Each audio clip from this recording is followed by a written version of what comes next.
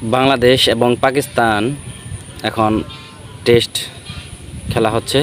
সেখানে দলে আছে সাকিব আল হাসান, যিনি বাংলাদেশের পোস্টার বয়, নাম্বার ওয়ান সুপারস্টার যাই বলি না কেন। তিনি একজন অসাধারণ খেলোয়াড় এবং বাংলাদেশকে অনন্য উচ্চতায় নিয়ে গেছেন। তার এদেশের অনেক অবদান রয়েছে। তিনি বিভিন্ন বিজ্ঞাপন করেন, যেহেতু তিনি সুপারস্টার।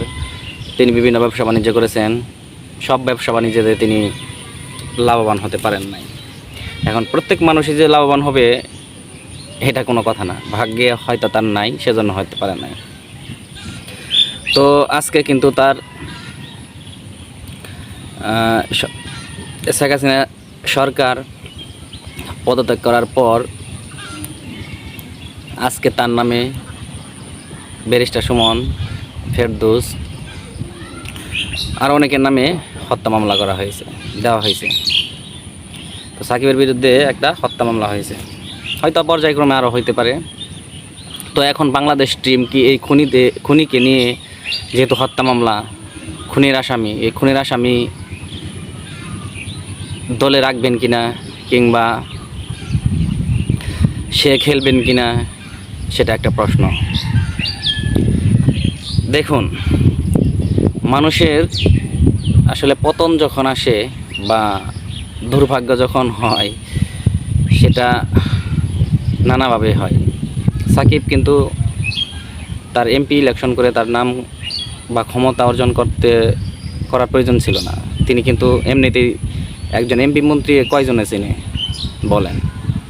আর একজন বিশ্বমানের খেলোয়াড় সাকিব আল হাসান, সারা বিশ্বের মানুষ তাকে চিনে।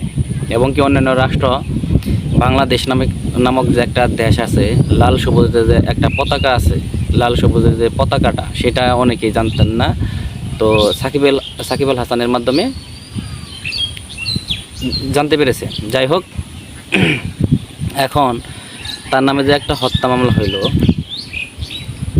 এটা কতটা যৌক্তিক কতটা অযৌক্তিক সেটা আইন দেখবে, আইন বুঝবে। প্রকৃতপক্ষে যদি সে অন্যায় করে থাকে শাস্তি হবে, কিন্তু তার যে কেরিয়ারটা নষ্ট হলো, এটা কিসের জন্য হইলো জানেন? এই রাজনীতি আপনাকে আসলে সাময়িক আপনাকে শান্তি দিবে, ক্ষমতা দিবে, দাপট দিবে। একটা সময় আপনাকে পস্তাতে হবে, কষ্ট পেতে হবে, জেল হাজতে থাকতে হবে। এটাই নিয়ম। আজকে আপনি ক্ষমতা আছেন, জেল থেকে বের হইলেন, আজকে আপনার ক্ষমতা শেষ, কালকে আপনি জেলে উঠলেন, এটাই আপনার ক্ষমতা। ততদিনে আপনাদেরকে সম্মান দিবে যতদিন আপনি ক্ষমতায় থাকবেন। এই দেখুন, শেখ হাসিনা যাওয়ার পরে কত নেতার ঘর বাড়ি জ্বালাও পোড়াও, ভাঙচুর, লুটপাট ইত্যাদি হইল। কিন্তু তিনি যাওয়ার সাথে সাথেই কিন্তু, আর যখন ক্ষমতায় ছিলেন তখন কিন্তু কেউ কিছু বলতে পারে নাই। সবাই সালাম দিছে, সবাই সম্মান করছে, সবাই ভয় পাইছে।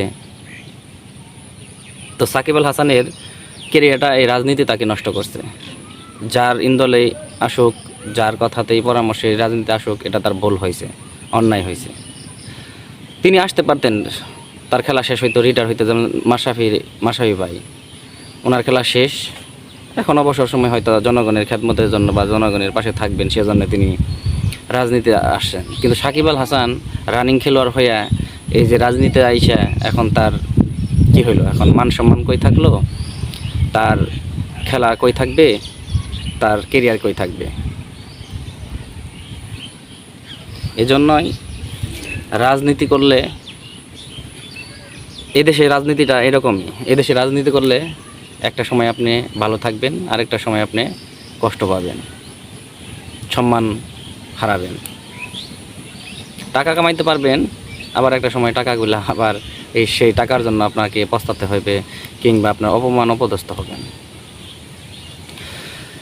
তো যাই হোক, এখন দেখার বিষয় যে সাকিব আল হাসান শেষ পর্যন্ত এই টেস্ট খেলার পরে আরও দলে অন্তর্ভুক্ত হন কিনা, বা এই খুনিকে নিয়ে, যেহেতু তিনি খুনি হন না, এখনও হত্যা মামলা করা হয়েছে। তো হত্যা মামলার আসামি কি হয়